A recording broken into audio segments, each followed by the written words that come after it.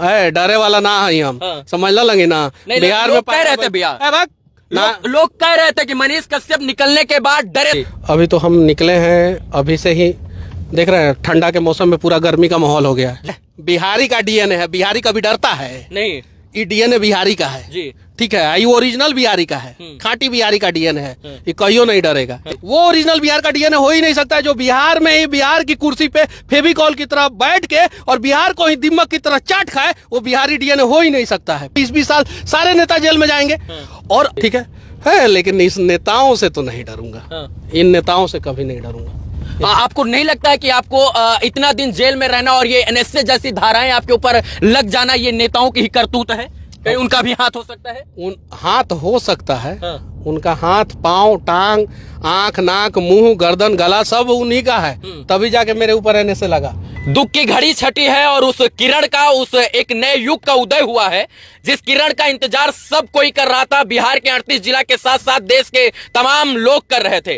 मनीष कश्यप जी आज जेल से निकलकर एक बार फिर से स्वतंत्र होकर देश की और बिहार की आवाज उठाने के लिए स्वतंत्र हो चुके हैं और मेरा रोंगटा खड़ा हो रहा है, मेरे आंखों में इस वक्त भावुकता है। मैं इस क्षण को अपने शब्दों से नहीं बयां कर सकता हूं क्योंकि जो बिहार का लाल, जो बिहार का शेर सच में बिहार के लिए लड़ता था, वो कहीं ना कहीं चंगुल में फंस गया था भ्रष्टाचार के और इसके बाद विरोधियों के चंगुल में। लेकिन आज फिर से मनीष जी स्वतंत्र होकर एक बार फिर से अपनी गाड़ी में जब बैठे हैं तो वही जोश, वही जुनून, वही जज्बा। और लोग कह रहे थे कि मनीष कश्यप जी बदल जाएंगे, मनीष कश्यप जी जो है नई ताकत के साथ नहीं उभर के आएंगे, लेकिन मनीष जी फिर से वही ताकत के साथ, चाहे वो तमिलनाडु में हो या इसके बाद बिहार में। मनीष जी अंततः जो है सत्य की जीत हुई और आप सदैव कहते थे सत्यमेव जयते। सत्य जीता है, देर जीता है, दुरुस्त जीता है और देर है अंधेर नहीं, उस कहावत को भी साकार हुआ किया गया है। कैसा लग रहा है आज ये जो सत्य की जीत हुई है? बस बिहार में मैं पैदा हुआ हूँ और बिहार में ही दशरथ मांझी पैदा हुए थे, बिहार में ही वीर कुंवर सिंह, बिहार में ही गुरु गोविंद सिंह पैदा हुए थे, माँ सीता जो है बिहार में ही पैदा हुई थी। इन लोगों ने भी बहुत सारे अधर्मियों को देखा, इन लोगों के भी जीवन में बहुत सारा कष्ट आया, लेकिन फाइनली इतिहास का पन्ना बताता है इनके बारे में, इनकी कहानियां कि क्या है। इतिहास तय करेगा कि मनीष कश्यप क्या है क्या नहीं है। नेल्सन मंडेला साउथ अफ्रीका के थे, लगभग 32-33 साल वो जेल रहे, लेकिन आज साउथ अफ्रीका का इतिहास का कोई भी किताब खोल के देख लीजिए तो उनके बारे में क्या है वो। तो वर्तमान में बहुत सारे लोग हैं जो आपको जो है कष्ट देने का प्रयास करेंगे, जो मुझे देने का प्रयास किया गया। मैंने बोला पुल गिर गया, पुल गिरेगा, पुल गिर गया, पुल गिर गया। तो मनीष कश्यप बोल रहा है कि पुल गिरेगा और आप पुल जिसने गिराया उसके ऊपर कार्रवाई न करके मनीष कश्यप को जेल में डाल दो ताकि हम गिराने वाले ठेकेदार को ठेका देंगे और उसमें बिहार के लोग दब के मरेंगे और आवाज उठाने वाला कोई नहीं रहेगा।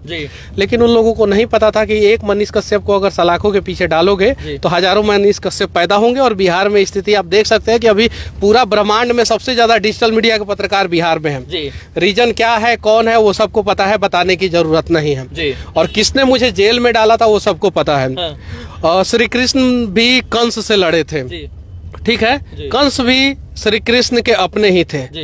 मेरे भी कुछ अपने ही लोगों ने, बिहार के लोगों ने ही मुझे जेल में डाला था, वो लोग भी अपने ही है। जाति होती तो मैं मानता नहीं हूँ, यहाँ बांटा गया है। खून का रिश्ता खून का रिश्ता होता है। हम बिहार में पैदा हुए, हिंदुस्तान में पैदा हुए तो सब लोग भाई बहन हैं, लेकिन उसी में से कोई किसी के खिलाफ साजिश करता है, कोई अच्छा करता है, कोई बुरा करता है। आपकी गलती क्या थी मनीष कश्यप जी जो आपको जेल में डाल दिया गया? आपकी गलती आप अपने मुंह से बताएंगे? आप बताइए, पिछले 25 साल से कोई नेता जो है मजदूरों के लिए आवाज उठाया हो? जाइए गूगल सर्च मारिए और देखिए, कोई मीडिया में मजदूरों की स्थिति, दयनीय स्थिति को दिखाई जाती हो, गूगल सर्च मारिए, देख लीजिए। अब मजदूरों के ऊपर चर्चा होने लगा है, मजदूरों के ऊपर, पलायन के ऊपर हो रहा है चर्चा, हर चीज पे। मैं तो यही चाहता हूं कि पूरे देश में जितने भी मजदूर हैं, जितने भी उनका वहाँ की सरकारें, लोकल सरकारें, स्थानीय सरकारें, जैसे महाराष्ट्र के हों तो महाराष्ट्र की सरकार, बिहार के हों तो बिहार की सरकार, उनका 25 लाख रुपया का इंश्योरेंस करें। और उनको पेमेंट कितना दिया जा रहा है, हफ्ते में कितने घंटे काम लिया जा रहा है, कितने दिन काम लिया जा रहा है, महीना में कितने दिन काम लिया जा रहा है, और साल में कम से कम 60 दिन की छुट्टी पेड लीव दी जा रही है कि नहीं दी जा रही है, ये वहाँ की स्टेट गवर्नमेंट का काम है, वो तय करे। बिहार में सबसे ज्यादा मजदूर है अभी वर्तमान समय में, उन मजदूरों के लिए मैं आवाज उठाया था। अब तो मैं अपने केस के लिए सीबीआई जांच की मांग करूंगा, हाई कोर्ट में मैं अप्लाई करूंगा कि केस का सीबीआई जांच हो कि आखिर तमिलनाडु में त्रिपुर में हुआ क्या था। मतलब आप सीबीआई से दरख्वास्त करेंगे कि हमारे केस की सीबीआई जांच? अरे हम सोर्स किसको मानेंगे? हम गूगल को सोर्स नहीं माने, हम पेपर को सोर्स नहीं माने, हम नेताओं के भाषण को सोर्स नहीं माने, हम विधानसभा को सोर्स नहीं माने, तो सोर्स मानेंगे किसको?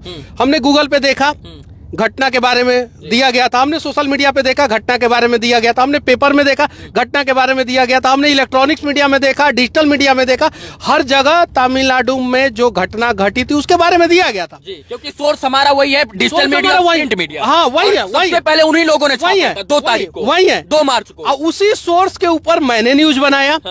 उन लोगों को 25,000 रुपया, सिर्फ दैनिक भास्कर को 25,000 का जुर्माना लगाया गया था, बाकी सबको तो छोड़ दिया गया था।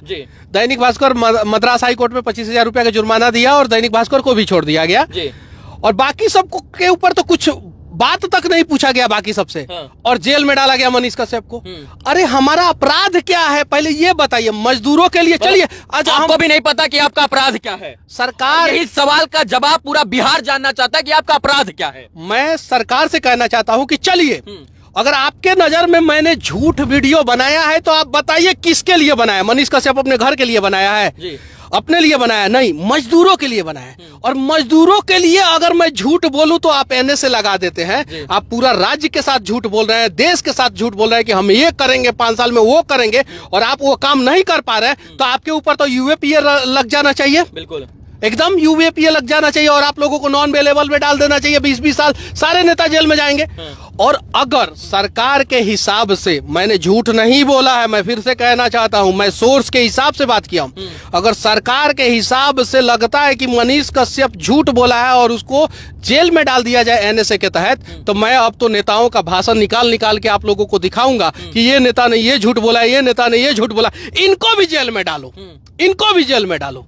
मैं साक्ष्य के साथ दूंगा कि इन्होंने बोला था इतने करोड़ को ये करेंगे, इन्होंने को बोला था इतने लाख को ये करेंगे, इन्होंने बोला था इस जिला में ये करेंगे, इन्होंने बोला था उस जिला में वो करेंगे, इन्होंने बोला था इस जाति के लिए ये करेंगे, इन्होंने बोला था उस धर्म के लिए वो करेंगे। और सारा डिटेल्स, समय सीमा उन लोगों ने बताया, वो सारा डिटेल्स निकाल के मैं इन लोगों को दिखाऊंगा कि आप लोगों के ऊपर कौन एनएसए लगाएगा, कौन यूएपीए लगाएगा। भैया, बिहार के लोगों ने, सच बात है कि आपके लिए लड़ाई लड़ी, चाहे वो तन से हो, इसके बाद मन से हो, या ग्राउंड पर उतरकर तमाम प्रकार की लड़ाई लड़ी। जेल में 9 महीना आप लगभग रहे हैं, तमिलनाडु रहे, इसके बाद बेऊर जेल में आपको शिफ्ट किया गया। तमिलनाडु की जेल में आपके साथ कैसा बर्ताव किया गया? उसके बारे में मैं बाद में बताऊंगा, ठीक है? अभी समय नहीं है, बस उसके बारे में मैं बाद में कुछ चीजों को जो है वो हाइड रहने दीजिए। एक सवाल है जिसका जवाब हम लोगों से अमूमन पूछा गया ये 2-4 दिन के अंदर, कि क्या मनीष कश्यप जी जेल से निकलने के बाद माइक लेकर बिहार के लोगों की आवाज बुलंद करेंगे, या राजनीति के माध्यम से अपना योगदान देकर राजनीति का उज्जवल भविष्य करेंगे? माइक कभी मैं नहीं छोड़ूंगा, बस इतना जान जाइए जी। माइक नहीं छोड़ूंगा, बस माइक लेकर ही लड़ाई लड़ी। माइक कभी मैं नहीं छोड़ूंगा।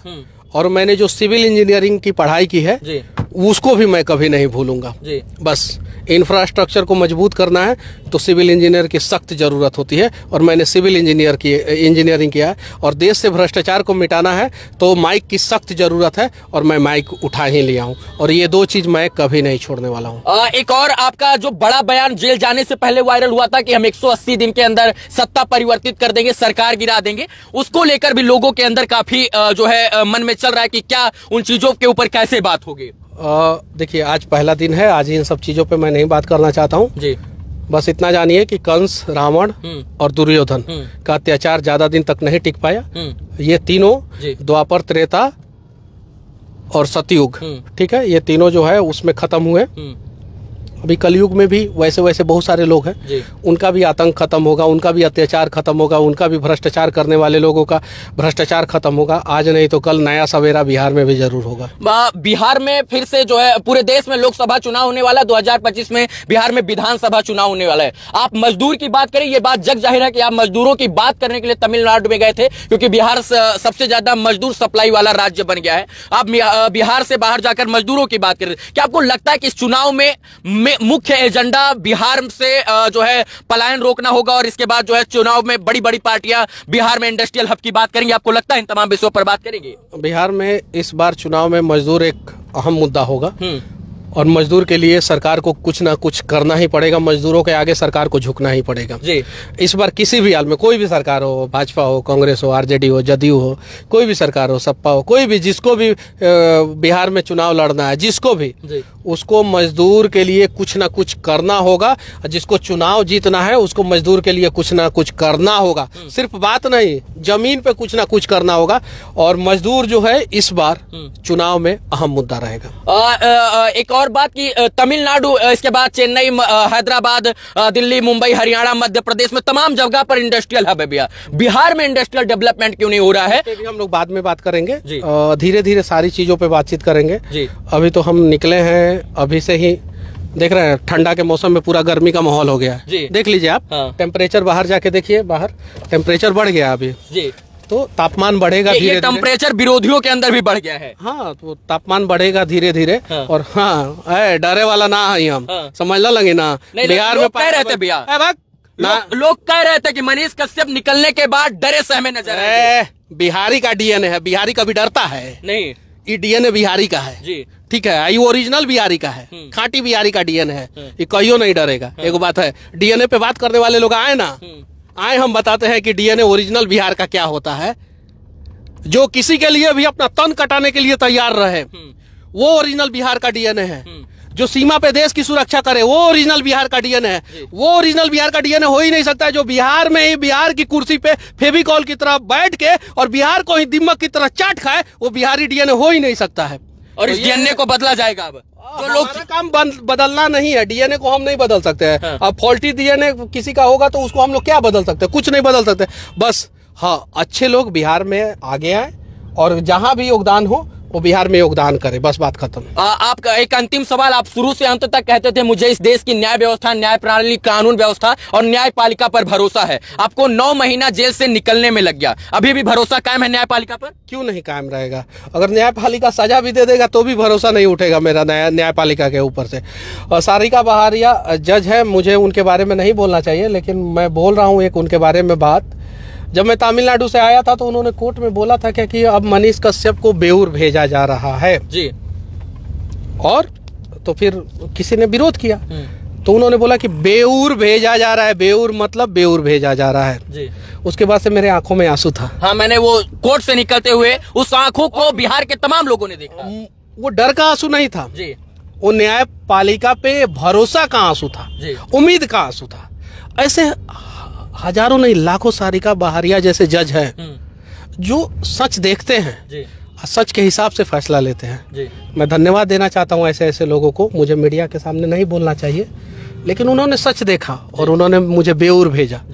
अब एक जेल से छूट के मैं जेल में आया तब मेरे आंखों में आंसू था। अब सोचिए आगे जो होगा, जज जो भी फैसला दे, जो भी जिस कोर्ट में भी मेरा केस हो, जो भी फैसला दे, मैं जज के फैसला के ऊपर मैं सवाल नहीं उठाऊंगा, कभी भी नहीं उठाऊंगा, ठीक है। लेकिन इस नेताओं से तो नहीं डरूंगा, इन नेताओं से कभी नहीं डरूंगा। आपको नहीं लगता है कि आपको इतना दिन जेल में रहना और ये एनएसए जैसी धाराएं आपके ऊपर लग जाना, ये नेताओं की ही करतूत है? कहीं उनका भी हाथ हो सकता है? हाथ हो सकता है, उनका हाथ, पांव, टांग, आंख, नाक, मुंह, गर्दन, गला सब उन्हीं का है। तभी जाके मेरे ऊपर एनएसए लगा। मेरे ऊपर कोर्ट ने एनएसए नहीं लगाया था, कोर्ट ने तो एनएसए हटा दिया।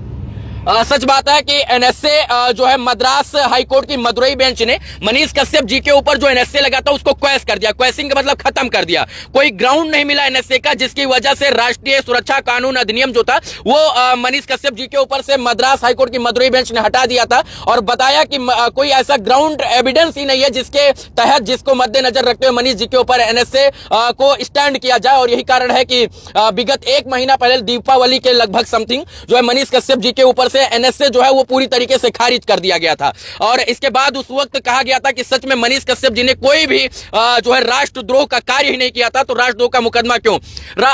तमाम लोग हैं जो देश के विपरीत जाकर भी देश को में लड़ाने का, दंगा फैलाने का, हिंदू मुस्लिम कराने का, हिंदू मुस्लिम को लड़ाने का के नाम पर जो है जातीय उन्माद फैलाते हैं, धार्मिक उन्माद फैलाते हैं, उनके ऊपर एनएसए नहीं लगता है। आप मजदूर की बात की, आपके ऊपर एनएसए लग गया। मैं जेल में था, मदुरई जेल में था मैं जी।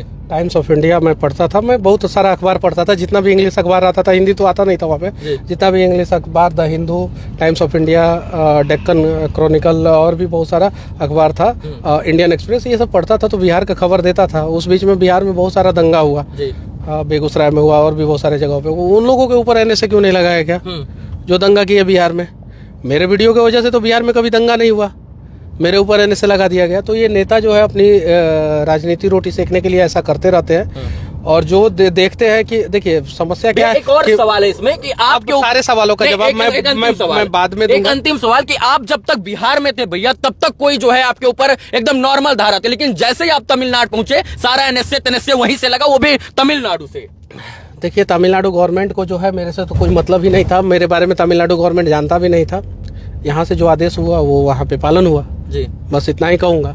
और बाकी सारे सवालों का जवाब मैं बाद में दूंगा। और मेरे ऊपर ये लोग केस करते रहे, कोई डर नहीं है मुझे, ठीक है। ये लोग मेरा कुछ नहीं उखाड़ सकते हैं, बस इतना ही जानता हूँ मैं, कुछ नहीं। और मेरा भाषा ऐसा ही रहेगा, ऐसा नहीं है कि मनीष कश्यप डर जाएगा, ये सब वो सब ऐसा वैसा। ये देश को नोच के खाने वाले लोगों के लिए हम लोग सभ्य भाषा का इस्तेमाल करें। अरे आई लोग असभ्य तरीके से जो है बिहार को लूटते रहे, और उसके लिए जो है अटल बिहारी वाजपेयी का मैं एक किताब पढ़ रहा था जी। उसमें लिखा हुआ था कि सरकार के तर्कस में अनेकों तीर होता है जो पत्रकारिता को कभी भी दबा सकता है। मेरे मैं जेल में वो किताब पढ़ा। और हरिशंकर परसाई एक राइटर हैं, उनका मैं किताब पढ़ रहा था, भीगता हुआ स्वतंत्रता और ठिठुरता हुआ गणतंत्र। जब वो किताब आप लोग पढ़िएगा तो उसमें एक्चुअल मायने पता चलेगा कि पत्रकारिता को कैसे दबाया जाता है, और आज़ादी का मकसद मतलब क्या है, और गणतंत्र का मतलब क्या है। तो मैं बोलूँगा जितने भी पत्रकारिता लोग कर रहे हैं, कभी समय मिले तो कुछ कुछ किताबें पढ़िए ऐसे ऐसे महापुरुषों का। अटल बिहारी वाजपेयी तो प्रधानमंत्री थे, और प्रधानमंत्री बनने के बाद जो है उन्होंने किताब लिखा कि वो जब पत्रकारिता कर रहे थे पंचजन में, और एक और राष्ट्र धर्म शायद से दो पेपर था उस समय, जब आज़ाद भारत हुआ था उस समय करते थे, तो उनको जो है दबाया गया, अटल बिहारी वाजपेयी को दबाया गया और उन्हें मजबूरन राजनीति में आना पड़ा। तो बहुत सारी चीज़ें हैं, आप लोग भी जाके कुछ किताबें पढ़िए और देखिए कि हमारे इतिहास में जो है कुछ लोगों ने किस प्रकार से हमारे महापुरुषों के ऊपर अत्याचार किया है। शायद आज भी वही काम हो रहा है।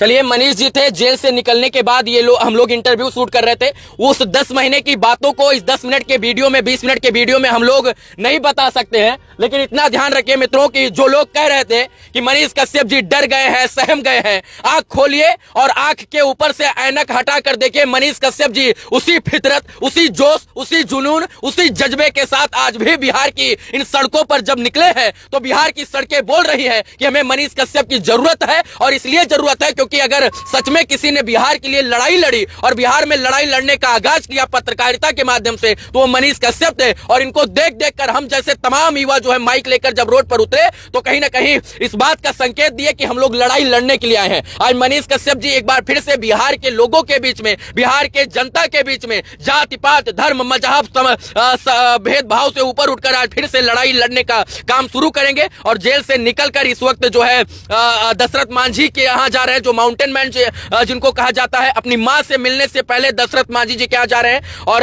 ये जो जज्बा है इसको सलाम है, क्योंकि जिस प्रकार से 9 महीना कोई जेल में रहे, 9 दिन कोई जेल में रह जाता है तो उसका हौसला जुनून सब कुछ टूट जाता है। लेकिन जिस प्रकार से मनीष कश्यप जी 9 महीना 10 महीना बाद भी जेल से निकलने के बाद उसी हौसले के साथ आगे बढ़ रहे हैं, ये बताता है, ये दर्शाता है कि बिहार में एक नए युग की क्रांति की शुरुआत है। और उस क्रांति का नाम मनीष कश्यप हो सकता है, क्योंकि जिस जज्बे के साथ ये आगे बढ़ रहे हैं। और आज जिस प्रकार से मैंने बेऊर जेल के सामने लाखों लोगों की भीड़ देखी, हजारों लोगों की भीड़ देखी, उस बात को मैं दावे के साथ कह सकता हूं कि बिहार में एक नए युग की शुरुआत हो चुकी है। और आज की सुबह की पहली किरण जो थी वो ऐतिहासिक किरण थी, और ये ऐतिहासिक किरण इतिहास के पन्नों में जरूर दर्ज होगी। ये ऐतिहासिक मर्तबा था जब किसी पत्रकार के लिए इतनी लोग जो है जेल के बाहर खड़े होकर 2 दिनों से इंतजार कर रहे थे, और अंततः सबके इंतजार की घड़ियों का जो अंत था वो उसका अंत हुआ। बाकी मनीष जी थे, हम लोग इस तमाम विषयों पर बात कर रहे थे। उम्मीद है कि ये वीडियो आपको अच्छा लगा होगा, और इनके 9 महीने का संघर्ष था वो हम इस शब्दों में नहीं बयां कर सकते। आप लोग तमाम लोग इन लोगों का सहयोग कर रहे थे।